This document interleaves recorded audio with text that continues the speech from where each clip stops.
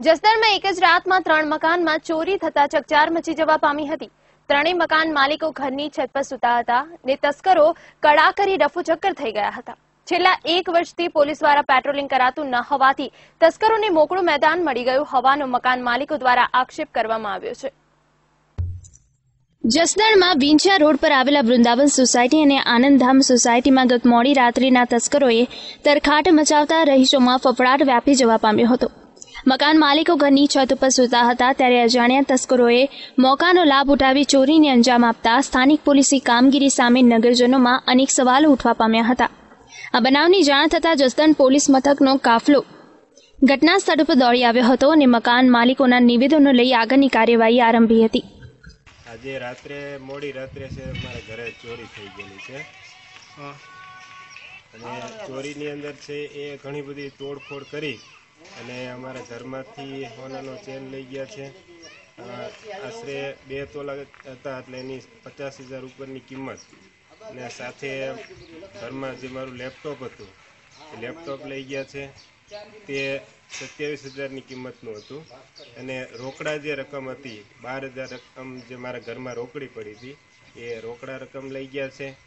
સાથે બેંકના જે એટીએમ હતા એ તમામ એટીએમ મારા 4 એટીએમ હતા એ 4 લઈ ગયા છે અને સાથે ઘણા બધા સ્કૂલના દસ્તાવેજો હતા એ પણ લઈ ગયા છે। કંઈક તોડફોડ કરી નાખી છે અને બાજુની વાડીની અંદર છે એ જૂનો એક થેલો અને બીજા ઘણા બધા દસ્તાવેજ હતા ત્યાં કંઈક ફેંકી દીધા છે। એટલે આ રીતે અમારા ઘરની અંદર ઘણી બધી ચોરી કરી નાખેલી છે।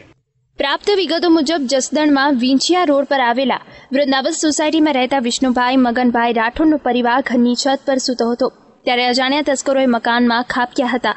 ત્યાંથી અજાણ્યા તસ્કરોએ એક લેપટોપ રૂપિયા કિંમત 23,000ની ચાંદીના છડાની કિંમત 2,000ની ચોરી કરીને નાસી ગયા હતા। બીજા બનાવમાં આનંદધામ સોસાયટીમાં રહેતા રમેશભાઈ વિસાભાઈ ધોળકિયાના મકાનમાંથી 2 તોલા સોનાની ચેનની કિંમત 50,000ની ચાંદીના સાંકડાની કિંમત 3,000 એક લેપટોપની કિંમત 27,000 રોકડા રૂપિયા 12,000 એક મોબાઈલની કિંમત 2,000 અને 4 એટીએમ કાર્ડ સહિતના અગત્યના દસ્તાવેજી પુરાવાઓની ચોરી કરી તસ્કરો રફુચક્કર થઈ ગયા હતા।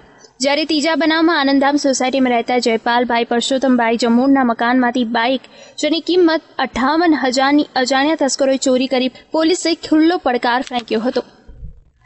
મારું બાઇક ચોરાઈ ગયું છે, બહાર કર્યું હતું CD 110 58,000નું બાઇક હતું।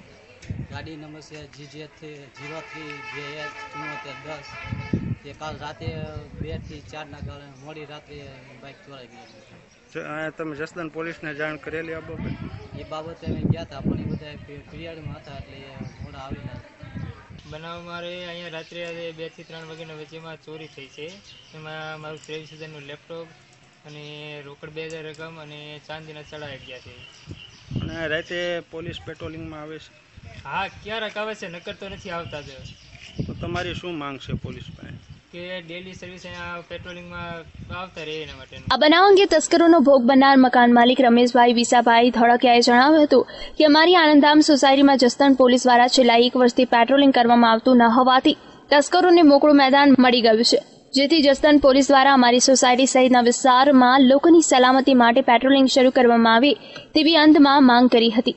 હરીશ તૈરૈયા સાથે લાઈવ ગુજરાત ન્યૂઝ જસદણ।